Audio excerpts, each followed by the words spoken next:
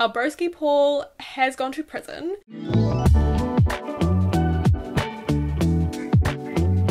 Hey St. Paul's youth. I want you guys to imagine for a second that one of your friends has just gone to prison. How do you think they'd be feeling? Sad, anxious, angry? Chances are the first emotion you thought of probably wasn't gratitude or joy. And yet that's what we see in Philippians chapter 1. Our broski Paul has gone to prison and he's writing a letter to his mates in Philippi. And instead of complaining about how prison really ain't it, he goes on to make some pretty radical statements.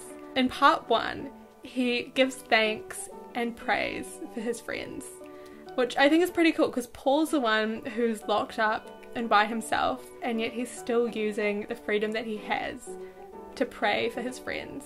In part 2, he goes on to say, this whole being in prison thing, it's really pretty good, right? Because Jesus is the reason that I'm here, and the good news about Jesus is continuing to spread. And I think that that really shows how Paul has this amazing faith and trust in God, knowing that he will use even these circumstances for good. Then in part 3, we finish off with this challenge from Paul to live whatever happens in a manner that is worthy of the gospel of Christ. It sounds pretty simple on the surface, but I think that Paul's challenge to us is actually really tricky. The gospel is something we've probably heard hundreds of times, and it's really easy to forget just how wild it is.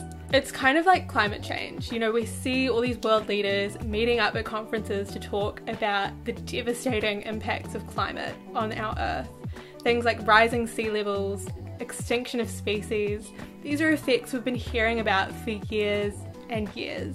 And surely if these leaders truly believe that this is the case, they'll take action, bringing in new policies that will change the way we live to reflect our reality. When we consider the gospel, do you live like the gospel is real? Or do you treat it more like a nice story with some food for thought? Paul's faith led him to rejoice even in times of suffering. If we truly believe that Jesus Christ, the Son of God, died for our sins and then rose from the dead, how could that change the way that we live?